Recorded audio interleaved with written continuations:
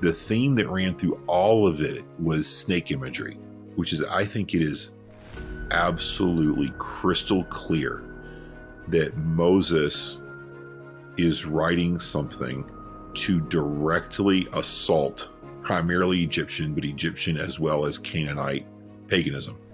And if all of these ancient pagan religions really, really, really like serpents, then he's going to make sure that they hear, no, the serpent is not the healer. He's not the life bringer. He's not the source of knowledge.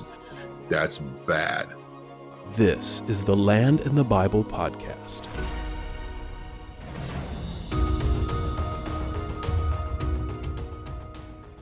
Welcome to the Land in the Bible podcast.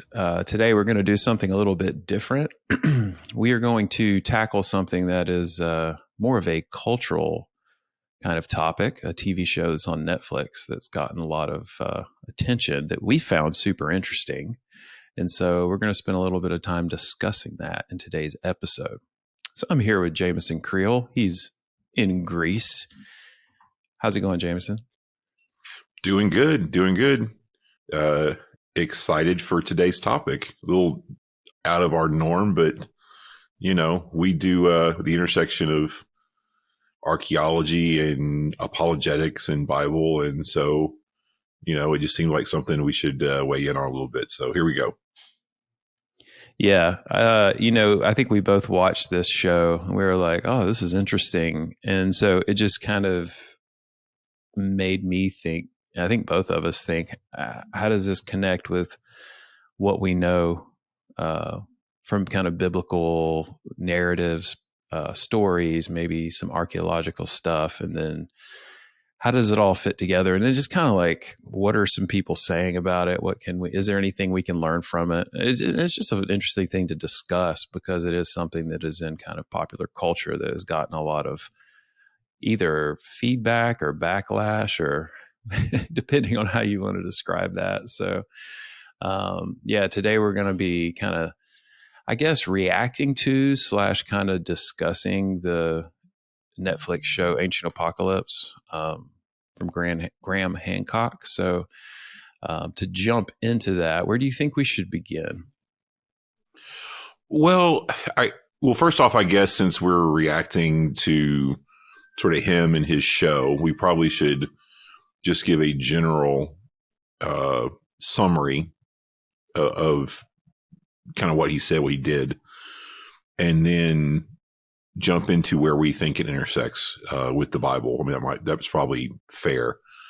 You know, but basically, I don't remember. I think I heard Graham Hancock on Rogan years ago, and you know, mostly just thought he was a kooky, weird dude.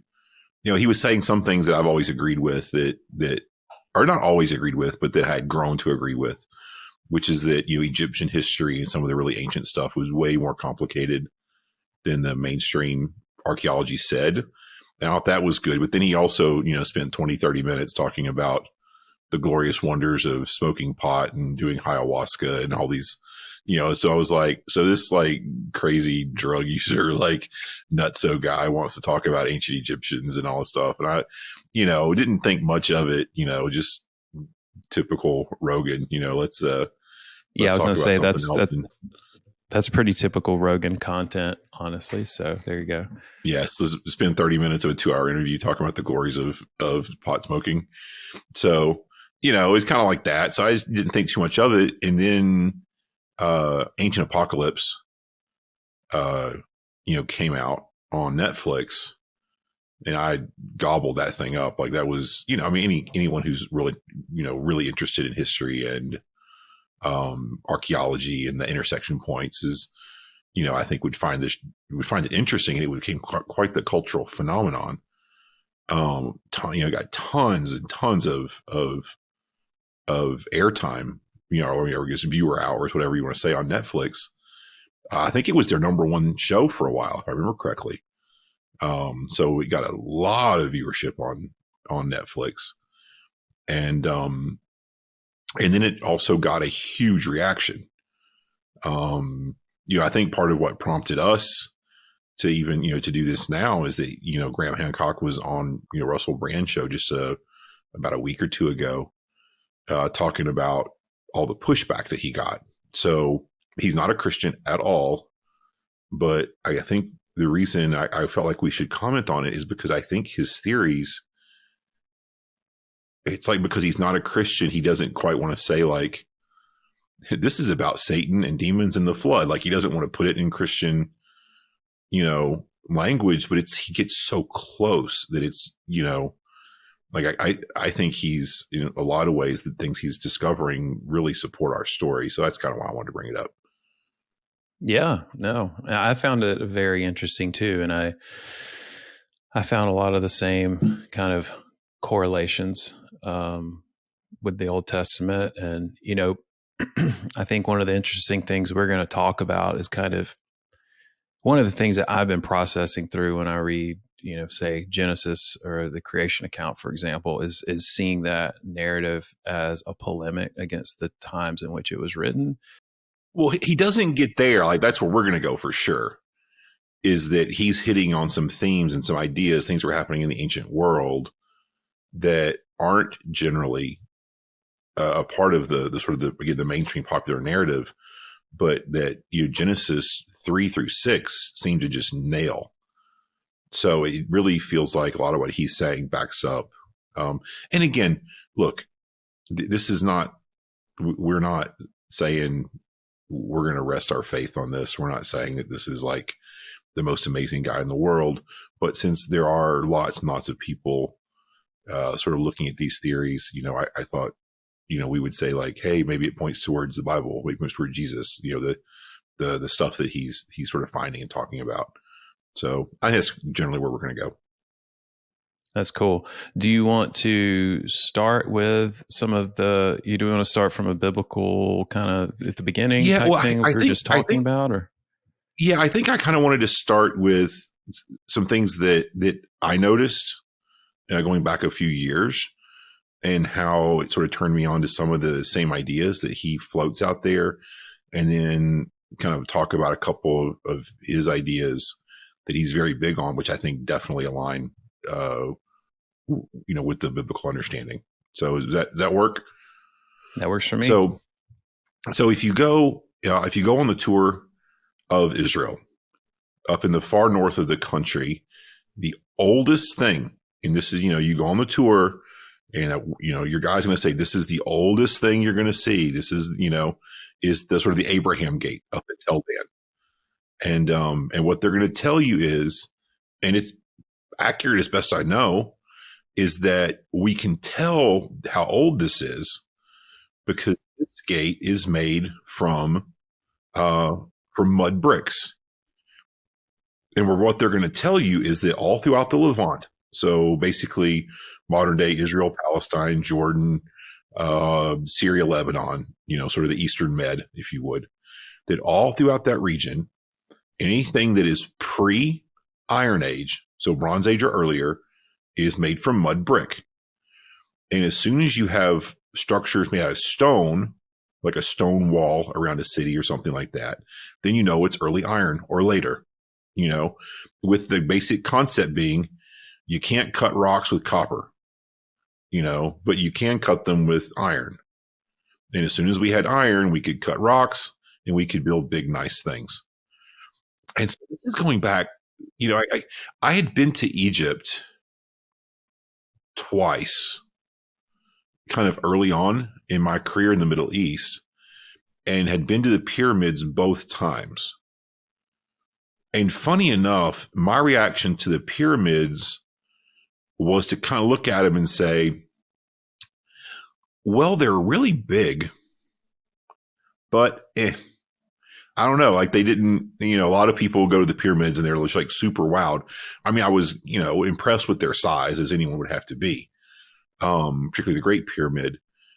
But, the reality is, the exterior stones on the Great Pyramid, they're about 2.5 tons each, I think. So, I mean, they're big, but they're not that big. I mean, I lived in Jerusalem for years, and Jerusalem, there are rocks in the wall, like Herodian stones that were used to construct the temple that weigh hundreds of tons. You mentioned when we were filming that episode when we did our travel series that the Roman soldiers gave up, and that's why. Yeah, they were trying to like tear the there. whole thing down, and they were like, "Tech with this, these things weigh too much." And then that's the actual Wailing Wall as it stands now, right? That's just that's all that's left. Yeah, and so what happened to me was I'd spent so much time, being around there. And you got these stones that literally weigh hundreds of tons. When I saw the pyramids, I was like, 2.5 ton rocks it's not that big a deal, And I think they're primarily limestone, which is, you can cut it, but it's hard. It's really good building material. Limestone's cool because if you hit it with a hammer, it breaks fairly easy, but it's really, really strong under slow pressure. So it's like this perfect, building material, really. And, so I was used to kind of seeing that. And so again, the limestone work in Israel is more impressive. So I was like, it's cool, but whatever. And so then to get back to the gate, the Abraham gate, I'm up there one day and I'm explaining to this group. And again, I'd been to Egypt and not been very impressed. So I hadn't done my homework on it. I still don't really love Egyptology, frankly. So I hadn't done any like just nothing. I was like, who cares? It's Egypt. It's just all, if you're dead, you're on that side of the river. If you're alive, you're on that side. And, let's build some big monuments. I don't know. I never was enamored with it, like some people are. And so I hadn't studied it. And I'm there giving the presentation about the Abraham thing. I'm talking about how, we couldn't cut rocks until the Iron Age. And so that's why this is mud brick. And somebody in the back of the group that had done their Egyptology, knew a little more, kind of raises their hand. They're like, excuse me. And I'm like, yeah. And they're like, what about the pyramids? I'm like, because I didn't know. I like, well, I mean, they have to be Iron Age or later because that's a lot of cut rock. And they're like, no, they're Bronze Age. And I was kind of, no, really? You can't cut that much rock with copper. And they're like, no, they're definitely Bronze Age. And so, and so I went and looked it up, and sure enough, the standard narrative is, it dates them, it put the Great Pyramid, like early, like way back, but Bronze Age. And I was like, well, that's weird. And then there's these theories about how somehow you make like a bronze axe and you use sand between it. And they've got these theories on how it maybe was done, but it doesn't hold a whole lot of water for me. I'm just kind of like, whatever, maybe.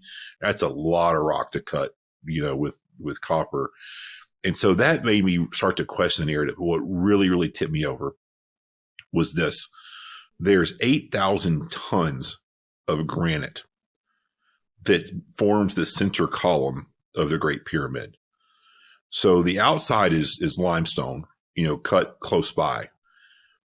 But 8,000 tons of it is granite from 500 miles away. Okay? That's a long way. And it's slabs that like average about 70 tons each. So you got 70-ton slabs of granite. They're sort of stacked on each other like this, that form the center of the pyramid. And then the other stones are kind of dressed around that. Okay, when I found that out, then I was like, whoa, no way. Like, you're saying you're going to cut limestone with copper. I'm really doubtful. Now you're telling me you're cutting granite with copper. I'm more than doubtful. I'm totally like, no, I don't believe you. And just it was just kind of my baseline thought. For a historical context, because you referenced the Temple Mount in Jerusalem, so that limestone was quarried like not like just on the same mountain, right? Just up the hill. Yeah, just up the hill. Right. And it's much later. The stuff in Jerusalem is, from first century, basically, either BC or AD, but like, it's basically right around the time of Jesus, right on year 0. And the thing with the pyramid, once you start to realize the problems, I've read reports before that say it would take like a laser cutter to replicate the precision of some of the cuts and things like that in the pyramid slabs. And so that just starts to raise a lot of questions. Like, how on earth did you do that? And you typically see this, you'll see these, sort of drawings in, high school or elementary school textbooks that show the pyramid sort of being formed.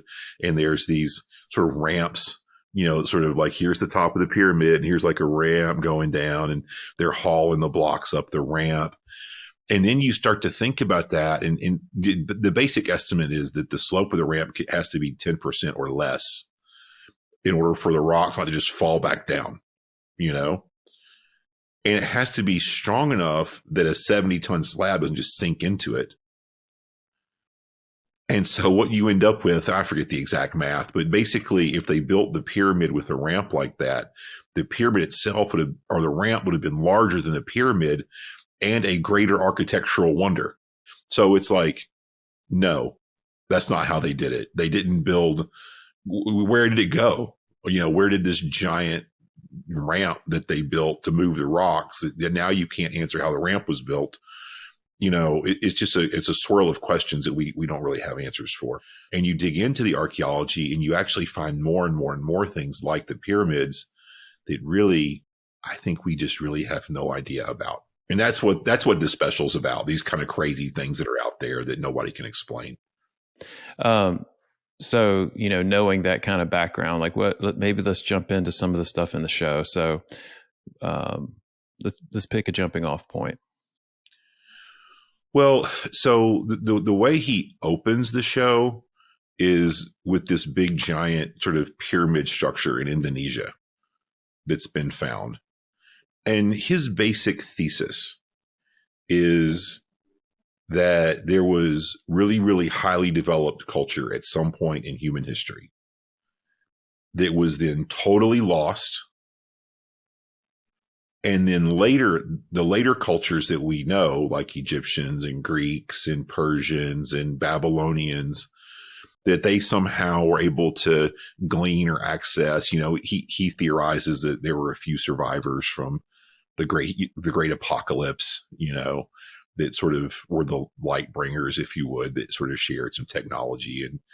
And listen, there are some real strange questions to be asked there too, which is, if you've just got a sort of a standard worldview, if you're, as a Christian, I think we have some explanations.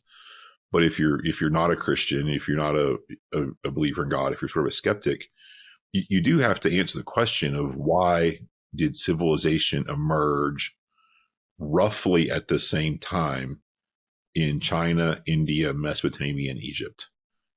That seems odd. If we were running around the earth for hundreds of thousands of years, why didn't civilization emerge in one of those river valleys thousands and thousands of years earlier than the other ones? But that's not what happened. And pretty quickly you have writing and construction and you've got agriculture and all these things like poof, kind of pop into being at a certain point. It is an interesting thing. So he sort of theorizes that some sort of, again, light bringer from the previous civilization that was lost shared some knowledge, and then whatever. The other thing that's quite interesting is that he theorizes, and he runs all around the planet. There's episodes where he goes to places in the Americas, some canyons and stuff like that. And, he's all about the fact that there was a flood. Yeah. The Younger Dryas there at the end of that, there was a big solar event that a cataclysm melted the ice caps and caused a global flood. And then, yeah, that's basically it. That's the general thing. So I think, one of the things that I'm sure we're going to get into is the serpent stuff, which he kind of alludes to that being like, obviously, as from a biblical perspective, we think there's a very interesting correlation between serpents in the Old Testament. But I think his point on that is like that it's a comet. He thinks that like like a comet or something hit Earth. A comet, and so that's the where the serpent imagery came from. And it also caused a global flood. So anyways, it's interesting. I mean, that's just kind of his take, but that kind of begs the question, where else do these theories kind of align with the Bible? And is there anything we can learn from it? I feel like there's two main points of alignment that I would like to talk about just a little bit between the theories that he's bringing out and what we as Christians believe. And one of them is something that really started to dawn on me on our trip to Turkey when we did Ephesus and Pergamum. And at Pergamum, and you were there. You were like, basically we were there to film Ephesus, and then at some point somebody was like, "You should go to Pergamum if you got a little extra time." And I'm like, "Where's Pergamum?" And they're like, "Yeah, it's like an hour up the road." And I'm like, "Well, I don't want to go there." Like, well, it's in the Bible. I should have known that, by the way. I was being a bad person. Oh yeah, it's in your Revelation. It's one of the churches. Yeah, it's just up the road. I was like, okay, maybe. And then I started reading what it says in Revelations chapter 2 about Pergamum. And I'll just read this really quickly. We don't really normally read this much scripture, but that this is, I think it's worth your minute of listening. Can I say this real quick before you jump in? Yeah, go.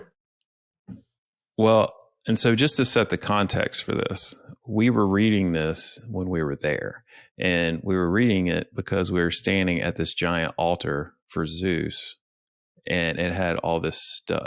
We were just kind of shook by how big this thing was and the view. And then you started reading all this stuff, and we were just kind of like, our jaws were dropping as you started reading it on site. Remember that? Yeah, very like trippy, a little bit spooky. Yeah, Pergamon's a dark spot. Interesting, fascinating, dark, Again, I try so hard to be really rational and not to get into all of the like mystical, kooky, weird. I try to steer clear of that as best I can. But as a Christian, there is a simple reality that the Bible says we wrestle not against flesh and blood, but against powers and principalities. There is spiritual warfare. You have these passages like in Daniel where, the angel talks about, God sent me, 20 days ago, but the prince of Persia, which would be a demonic force, I can only assume, held me up. And then God sent Michael, the archangel, to fight with him to get me out of there so I could come deliver you this message. And, you get these little glimpses, behind the veil in the Bible periodically. You're like, oh, well, that's interesting. Huh. So something's going on up there. You have the thing in Kings where it talks about Ahab's death and how there's this council in heaven and God's like, all right, we want to kill Ahab. Who wants to do it? How are we going to get this done? I'd like for him to go attack this city and die in a battle. Can anybody get him there? And then it says a spirit of deception said, I'll go, whisper in the ears of the prophets and have them lie to him. And you just get this weird stuff. And the Bible's completely unashamed, unabashed. It's like, this is happening. This is real. And the thing at Pergamum is one more of those. And this is Jesus speaking. And so if you're a believing Christian, these are the words of Christ. And so this is what it says. So Jesus instructs John. He says, write to the angel of the church of Pergamum. That would be like the leader of the church. The one who has the sharp, double-edged sword says, I know where you live, where Satan's throne is. So something about Pergamum is the throne of Satan. And you're holding on to my name and did not deny your faith in me, even in the days of Antipas, my faithful witness, who was killed among you where Satan lives. And it kind of goes on from there. But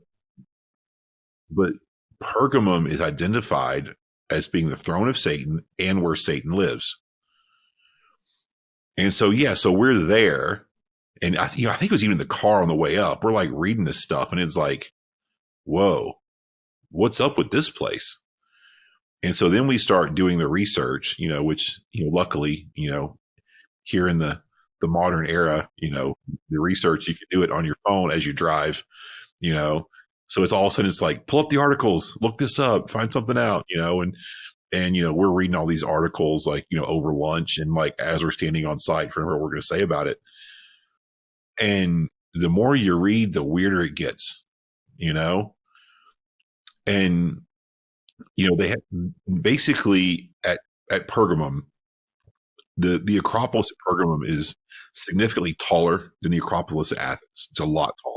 The sort of sacred, if you would, sort of Greek pagan ritual site on the top was significantly larger as well than the Acropolis at Athens. At the very top was a giant altar. It was sort of to Zeus and Athena, but primarily Zeus. It's kind of funny, like most of the cities, they all have a primary god. In Corinth it was Aphrodite. Here in Athens, of course, it was Athena. You had Artemis in Ephesus and places like this. Zeus is seldom the main god anywhere. But he was the big deal at Pergamum on this huge altar. And when you say altar, you think like, oh, like a little platform. Like, no, this thing was like monumental scale. Like this thing was huge. We were up there, we're reading the numbers on it, and they've got it. It's in Berlin, of all the crazy things. At some point, back in history, when the European colonial powers are running around stealing stuff all over the world, take back to their museums, the Germans snagged this thing and took it back to Berlin, and at least the carvings from it. And so it's in Berlin. I saw the pictures, and it, again, you look at the pictures, and it definitely has a bit of a spooky, demonic sort of vibe, if you would. You could argue that we were predisposed to think that because by the scriptures, but I don't know. I think it holds. But it was this huge altar to Zeus, and I always thought these things were kind of silly. The Greek mythology, and not only did I think they were silly, I assumed that ancient people kind of thought they were silly too and didn't take it seriously. I was like, come on, did they really believe that, one day Athena got mad at some girl who was weaving and weaved a better tapestry than Athena did, so she turned her into a spider? Do they really believe, Zeus is hurling thunderbolts and that's where lightning comes from? Did they really believe Apollo was driving his chariot, the sun, across the sky one day and saw a pretty girl and the boys were messing with her and turned them into frogs? And like all these like stories that appear throughout mythology that seem so just silly, I guess, like not believable. And that's a modern predisposition, because, as a Christian, if you're arguing with skeptics, like I've had this happen to me on multiple occasions where I'm talking to an unbeliever about God, and they're like, oh, which God? Zeus, Thor, Odin, because to them, their assumption is, well, Zeus is ludicrous, so your God's ludicrous too, And so I guess I just had that predisposition of feeling these were ludicrous gods, that there was nothing that mattered there, and that all the Greeks and Romans kind of knew that, and that predisposed them to convert to Christianity, Like I think that was sort of my thinking for a long time. But then you read a passage like this where Jesus seems to be taking very, very seriously what's happening spiritually at a place like Pergamum where Zeus is worshipped. Zeus is sort of if you would, all the Greek gods are demons. Zeus is the head demon, and he's worshipped there in Pergamum. And this altar in this complex, I think it's not a stretch. I think it's pretty clear, is referred to as, Satan's throne, the center of all the bad stuff that emanates out of, out of that worship. And then we got to reading about what happened there. And it was real weird. The one I remember the most is that there was a giant temple to Asclepius. There was Asclepion there. And Asclepius is the Greek god of healing. So there are two Greek symbols that have a snake around a staff. So there's one of them that has one snake around a staff. That's Asclepius. And the other one is two snakes around a staff, their heads pointing at each other. And that's for Hermes, like the messenger god, and that stands for something else. But you have these sort of things. Well, Asclepius, the Greek god of healing, super associated with snakes and serpents. And I got to reading about what happened there. So if you went to Pergamum, which was considered a great center of healing with this huge temple shrine complex, sort of like a hospital, if you would, to Asclepius, here's kind of what went down. So you would go there and you would go find a priest of Asclepius, and you would say, my knee hurts, my ear hurts, whatever's wrong with you, I broke my arm, I don't know, something. You tell them what's wrong with you, and they would say, okay, here's what you have to do: drink this. And it was some sort of concoction that would sort of knock you out, but also maybe had some hallucinogenic, uh, parts to it, I guess, component to it. And they would take you down into an underground chamber full of snakes. And you would sleep there for the night, in this underground chamber full of snakes. And in the morning, when you woke up / sort of came to from your drug induced, stupor, you would get up and you would go tell the priest what you saw. So in the night, what kind of visions you had or dreams or something. And then the priest would interpret that vision and tell you what you had to do to be healed. Okay. But, for me as a Christian with a, fairly conservative, Christian worldview, I'm like, so you're drinking the concoction, asking of God to give you a vision, and then sleeping essentially in a tomb surrounded by snakes. Yeah, it's all real demonic.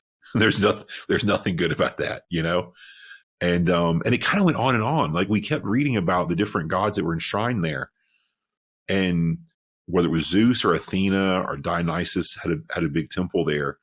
The theme that ran through all of it was snake imagery.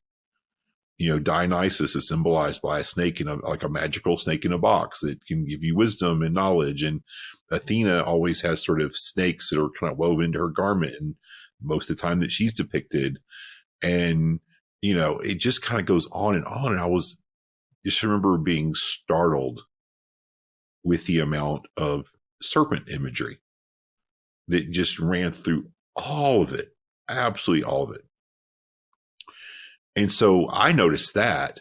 Well, then you watch Graham Hancock's special, and it's one of the things he talks about. He talks about how super pervasive serpent imagery is in ancient religions and symbolism. And it's really, really fascinating.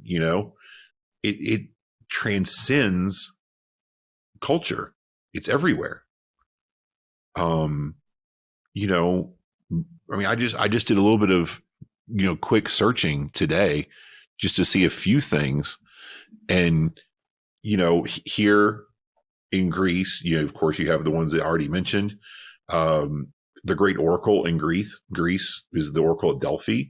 And supposedly she sat above the slain corpse of the great Python, and she was called the Pythia. She's the snake, if you would, and, supposedly Apollo killed her or killed the snake, and the, whatever emanations were coming up from the snake is what gave her power. You've got, the Naga or the Nagas in Hindu and Southeast Asian religions, which are sort of supernatural, half snake, half humans. If you've got, I want to pronounce it horribly, but like Quetzalcoatl in the Americas, the Hopis had snake dances. And if you sort of merge, and this is one I've always noticed, is if you sort of merge, because in the Bible, serpent and dragon are sort of intertwined. If you merge those two concepts, then dragons are everywhere. It's so fascinating. It's like, why are there dragon carvings in China, and the Aztecs have them, and they're mentioned in the Bible, and the Europeans have them in their folklore? Like, why are these things everywhere? It's just so strange. Like there are certain mythical beings, like a centaur or something, that is specifically Greek culture. The Greeks thought, we can have these little half goat or half horse, half human things. And you, as soon as you see that drawn, we're talking about Greek culture, or with Egyptian mythology, you have sort of like the sort of jackal headed, god and things like that, or, Osiris, I think, is like sort of the eagle, with the, but, you have this imagery of those kind of half humans with the animal heads, and you're like, oh, Egypt. And, as soon as you see it, um, there are certain things that are just clearly from a culture, but serpent and dragon imagery is not. Like it is absolutely human. It's transcultural. It's everywhere.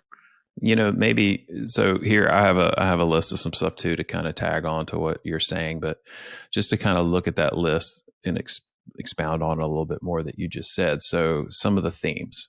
So ancient Egypt, symbols of protection, fertility, divine power. So that's like kind of a category there. In Greek mythology, healing and wisdom. So as you said, Asclepius. Minoan civilization. So Crete in Greece, associated with fertility and renewal. Aztecs, that's Quetzalcoatl, right? Yeah. Wind, not learning and knowledge, wind and dawn. Mayan civilization, fertility and rain. Norse mythology, chaos and destruction. Hinduism, divine energy and wisdom. So like it kind of goes on. And then even going further back, like Mesopotamian, Sumerian. So you have Tiamat, and then you have that as kind of like a creation narrative. So you have it kind of all weaved in throughout, and even the oldest sources, which is super fascinating. Yeah. So I find it utterly fascinating. And Graham Hancock points this out. He goes through all of these cultures, and shows all of, their snake stuff, including, by the way, in the Americas. In the Americas, we have these big giant serpent mounds that were built by who knows, built by absolutely nobody knows who, way back when, but clearly big giant mounds, shaped like a serpent. They're always oriented with astrological stuff going on.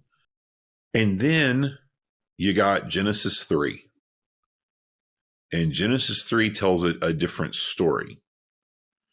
Genesis 3 opens like this. It says, now the serpent was the most cunning of all the wild animals the Lord God had made. He said to the woman, did God really say you can't eat from any tree in the garden? And you sort of know the story that the serpent is the tempter. And the serpent is seen as sort of the source of evil. And clearly, as Christians, we believe that the serpent is Satan, clearly stated in the New Testament. And it's interesting is this counterpoint, even get down to near the end of the story, and the woman, Eve, is talking to God, and she's making her excuses, and she says, it was the serpent. He deceived me and I ate, like he did it. The serpent is bad. God, it's your fault because you made the serpent, let him be here. And he talked to me, and then this happened. And, and of course, as you go down through the chapter, God curses the serpent. He says, because you've done this, you're cursed more than any livestock, more than any wild animal. You'll move on your belly to eat dust all the day of your life. And I'll put hostility between you and the woman, between you, your seed and her seed. And we think that he is Jesus, will strike your head and you will strike his heel. So I find that really fascinating. And what I think is going on, okay, so I think that there are certain theological issues in the Bible where people of good faith can have different beliefs. People that are really honest and who've really studied the scripture and who really love God can land on different perspectives. It's just clearly true, that there are places where I think we have to have a lot of grace for believers that have different ideas than we do, that still agree with the core, And I know that there are believers in a wide swath of camps regarding creation. You kind of have literalists, you have people who think it was maybe literal, sort of, but the days were longer than 24 hours. So, that would explain the earth looking older. We have people that think it's completely allegorical, and sort of all sorts of interpretations in the middle. And I really don't want to speak to that controversy, but I do think it's worth speaking to this, which is I think it is absolutely crystal clear that, I'm going to assume Moses as the author, tend to be pretty conservative in biblical understanding, that Moses is writing something that he is crafting, under the inspiration of the Holy Spirit, to directly assault primarily Egyptian, but Egyptian as well as Canaanite paganism, that he's attacking that. And if all of these ancient pagan religions really, really, really like serpents, then he's going to make sure that they hear, no, the serpent is not the healer. He's not the life bringer. He's not the source of knowledge. Nothing good comes from following him and following that. That's bad, because I do think even if you are absolute literalist, what you have to, if the serpent is Satan, then the serpent talking to Eve in the garden is not just a snake. Whether that's Satan embodying a serpent, whether it's something completely different, some other form of, his embodiment or whatever. I don't know, but the way Moses is communicating the reality of that thing is the serpent spoke to her, and that word Nahash for serpent in Hebrew has two meanings. That's my understanding of it. It has serpent. Yeah, and the other meaning is shining one. Yeah. So there's like a play on words or something going on there. This is from an article by History Channel, and it's referring to the Naga. And this is what it says. It says, in Eastern religions of Hinduism, Buddhism, and Jainism, a mythological semi-divine race known as the Naga, Sanskrit for serpent, took half human, half cobra form, although they could shift shapes to fully take on one or the other. The Hindu god Brahma was said to have banished the Naga to their underground kingdom when they became too populous on Earth. Now, I just got to say, you read that, and it reads very much like the biblical narrative. It's like, you've got the serpent from the garden, and but it's not a normal snake. It's something magical that can kind of shape shift and be human and be snake and be half this, half the other. And that, the Hindu god banished them to the underworld, but it just sounds like an echo, which a lot of times religions that aren't true still have truth in them. There's an echo of the reality. And it just kind of sounds like that. And you run through lots of these stories and you read stuff and you kind of go, oh, well, that's weird. That's a little too similar. That's a little too strange. I really feel like throughout Genesis 1 through 3, certainly Moses is just taking a cannon and blasting away at paganism. I think you see it in the construction of the creation narrative, where he says things like, when God spoke the word, it created the sun, the light, the greater and the lesser light, the moon. And then he says, and it's just a lamp. Because in all the pagan religions, you have a sun god, you have Helios or, Ra or something. You have a sun god who, drives the sun across the sky every day or something like that. It's always embodied. And he's like, no, it's not. My God made it with a word. It's just a light. You guys are dumb. He's clearly, to me, blasting away. You got a river god. My God made the waters with a word. You got an ocean god, Poseidon? No, my God made the ocean with a word. He's way bigger than anything you've got. Like clearly he's doing that. It's clear that Moses is just trying to pound away at their beliefs and to tell people, no, don't follow this stuff. Don't listen to this stuff. Don't be a part of this. So I think that's clearly going on. And again, I'm thankful, to Graham Hancock and to like the series like Ancient Apocalypse for bringing that to light. The fact that, again, for me, see, because he's not a Christian, he's never going to be like, well, it's because the apocalypse happened when a certain thing was in us, so the serpent is like a comet hit the earth. And so they think that serpents became a big deal. And, he's got to come up with these reasons why the serpent. I'm just like, no, it's spiritual. It's Satan. It's satanic at its core. All this stuff.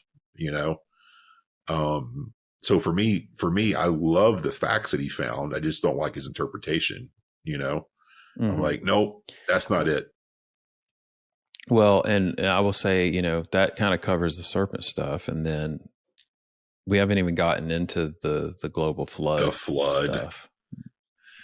But that's another fascinating aspect of kind of his theories on it, is that there was a global flood that he thinks was caused by a solar event and melted the ice caps. Well, it's really interesting. I mean, I've always been kind of fascinated with the global flood theory based off other ancient cultures, the flood tablets from ancient cultures and whatnot, the Epic of Gilgamesh or the Babylonian flood tablet, which I guess are based on the same kind of tradition. I think maybe they have the same origin, but so I just think that stuff's fascinating. And so I was like, well, this is interesting. This secular guy is out here researching this stuff and finding it.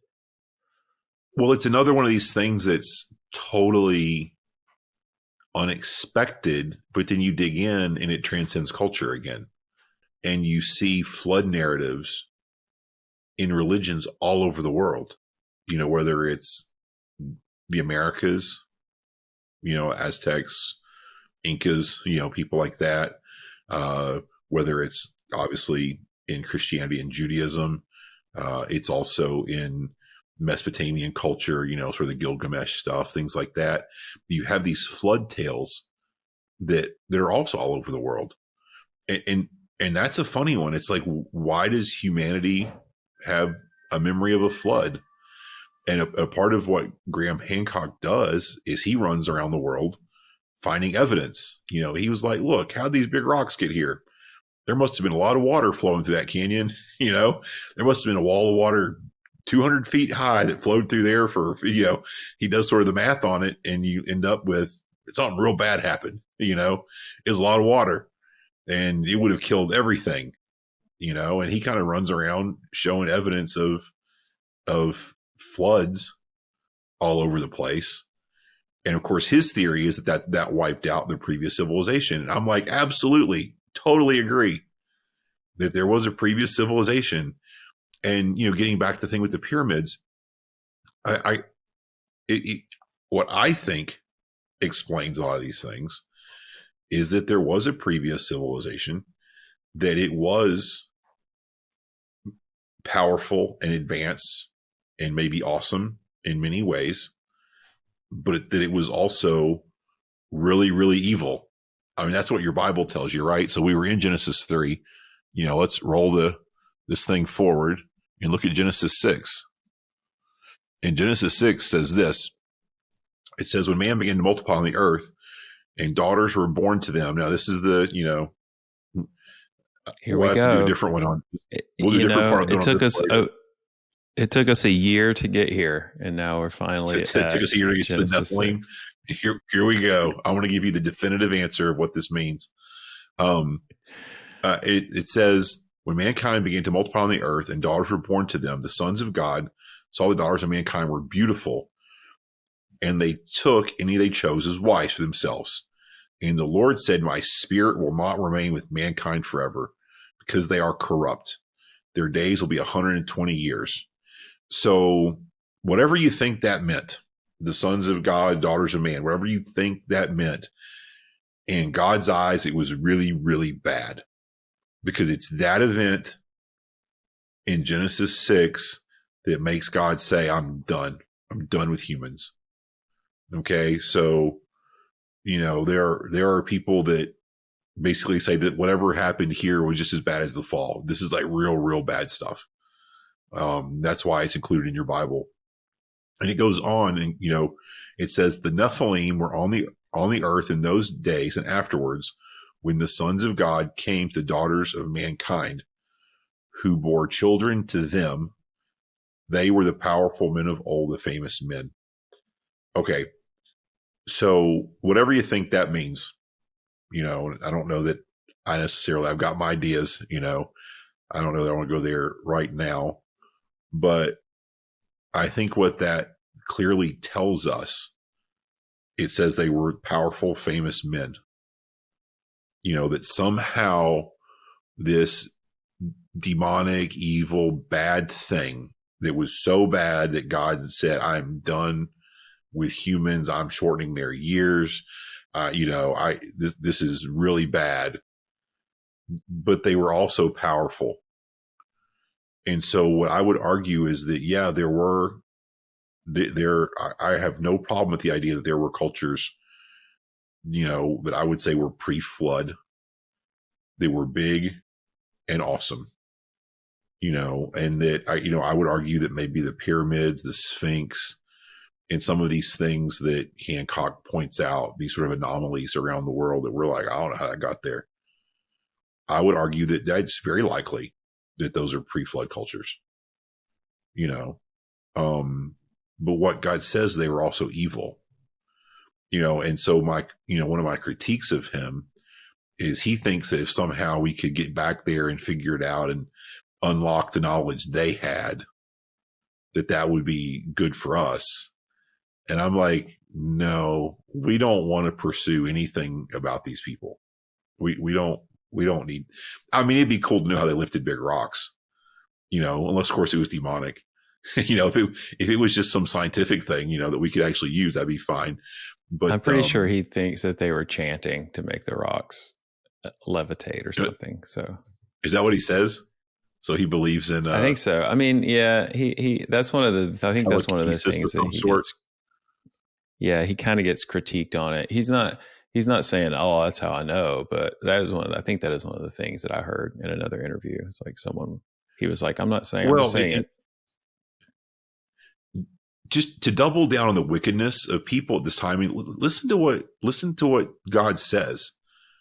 It says, when the Lord saw that man's wickedness was widespread on the earth, and that every scheme his mind thought of was nothing but evil all the time. So these people had reached a level of degeneracy and evil, and while they may have soared to technological heights and done amazing things, it says nothing but evil all the time. They're just real, real bad. And so the flood, and so I love the fact that you have this, weirdo out of the box,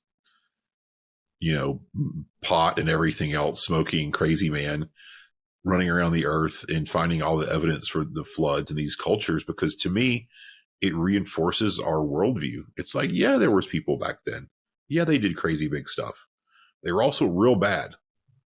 And there was a flood. I agree 1,000% that there was a flood, and that these things were, why would all of humanity have a memory of it? In all these cultures, there's a memory of it, and so that's what I think, if I'm going to draw a thread through all of this, is to say what I think is happening is that he's finding evidence of this things that we believe in. He doesn't want to be a Christian, so he doesn't quite land where we land, but to me, it's kind of faith affirming in a way. I'm like, yeah, that's what happened. Absolutely. That stuff's real old. It's older than they're telling you, Göbekli Tepe and all these crazy places. It seems like they're 10,000 years old or something. Yeah, absolutely. I got no problem with that. um, because I think it's probably pre-flood stuff, So go for it, sure, no problem. And then again, the serpent stuff is like, yeah, I think that you know there have been people throughout all of time and history who have sought power through spiritual things. And I've got no problem thinking that like demonic forces gave people knowledge, power, information, maybe even healed them temporarily. I don't think Satan can heal you for real. You may, he make you feel better for a few days before you feel worse later. I think it's kind of how Satan tends to work. So then you got to go back and get another hit. Kind of like drugs. But I've got no problem with the idea that there were ancient people running around Egypt and India and South America and Greece that were seeking, power and knowledge, through sort of shamans and witches and these things, and that they open themselves up to spiritual things, and that there is a commonality amongst that kind of demonic experience, which is why they all saw serpents, and that was the kind of imagery that they came up with, So to me, it fits right in the center of a Christian worldview. Yeah, and I'll say, even to piggyback on that, people that come out of the occult will agree with you that there is power in that. Oh yeah, I've listened to some stuff recently where people were saying exactly the same sort of things. People that had spent lots of time, consulting spirits and doing astrology and all this kind of stuff, and they left all that. But when asked, like, is it real? Can you really? And they're all like, yeah, it's real. It's bad, but it's real. So yeah, I've got no problem. I, at the end of the day, people may think I'm crazy or we're crazy for espousing that sort of worldview, but I at the core of me believe in miracles. I believe there's more to our world. I just simply don't think that science and chemistry and physics explains everything. It just doesn't. There's got to be a layer. There's got to be something that we're not seeing or not understanding. It just sort of at a philosophical level, science can't explain to you. Go ahead. Oh, sorry. Yeah, I think I just heard an interview with I can't remember what this lady's profession was, but she's a Christian, and she was explaining how the creation of our universe and what we know from the laws of physics and mathematics and all that stuff, that it's better described in 11 dimensions. So, I mean, 11 more dimensions. Okay. So let's just think about it that way. How much more whatever that even means. I don't even know how, my brain can't wrap around, what does a different kind of space seem like? But no, there's something, I mean, and humans have known this. You go back to Plato and his, cave theory, that we're just looking at the shadows on the wall. The reality is really behind us. I mean, people have known this for all of history, I think, if they were honest, that there was just something else there, and so I've got no problem with that. I've had things happen in my life that I simply cannot explain in naturalist terms. I simply cannot explain them. If there's not a God, and I believe, on the good side angels, the bad side demons, and I think at the end of the day, most people actually agree with that. You've got the skeptics who just want to be naturalists, but I think most people at their core, they're like, I mean, look around your world. How do you explain the amount of evil? It's, funny enough, I've heard about three. I listen to different people out there, kind of like you listen to the scientists. I've heard three people in just the last week or two talk about how, they've come to faith or had a change in their relationship with God in the last 2 or 3 years. And all of them talked about how a part of them coming to believe that God was real is that evil is so much more apparent in the world now. And that it's kind of like Satan is more real right now, that they just see evil. And when you see like such truly capital E transcendent evil that you hope and pray the opposite's there too, And that was, these again, three different people I heard sort of share their faith journeys on different places, outlets that I listened to, all talking about just like looking around the world and seeing atrocities and horrible things and thinking, no, there really is a Satan. There really are demons. This is awful. And that leading them to eventually to Lord, so I got no problem with that. That's good. Well, this has been a good episode. We probably got to wrap it up because we've gone super long. So maybe we're an hour 17. Am I seeing that correctly? Yeah, I'll trim it down a little bit, but yeah, well, I'm sure overall, you'll cut it. Well, I don't know if I rambled too long. I don't know. I was trying to think of how to land it on a, something that wasn't totally kookiness. No, I think it was good. Yeah. I mean, I think there's so many more things in Ancient Apocalypse that are just interesting. Like personally, the underground city was amazing. It's interesting, very interesting.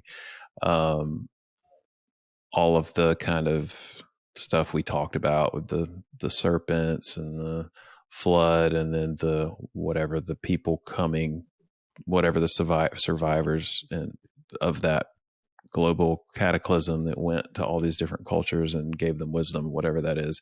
All the cultures that kind of have that storyline, including Genesis 6, it's all really very interesting. I really liked where it went. I like that we were able to pull in some of the stuff from Greece and Pergamon. That was a really cool ad, and we actually go into way more detail on that in our Paul series that is going to come out later this year, where we traveled around Greece and Turkey. So that's great. So anyways, I guess that's all for this episode. But as always, if you want more content, subscribe on YouTube. Go like and subscribe. Head over to thelandofthebible.com, where you can subscribe for premium content. And we'll see you later. Thanks for watching this video. If you enjoyed it, click like and subscribe. It really helps us. And if you really enjoyed it, go on over to our website, thelandofthebible.com, and become a supporter. It helps us generate more content and gives you access to our full library of video and Bible study content.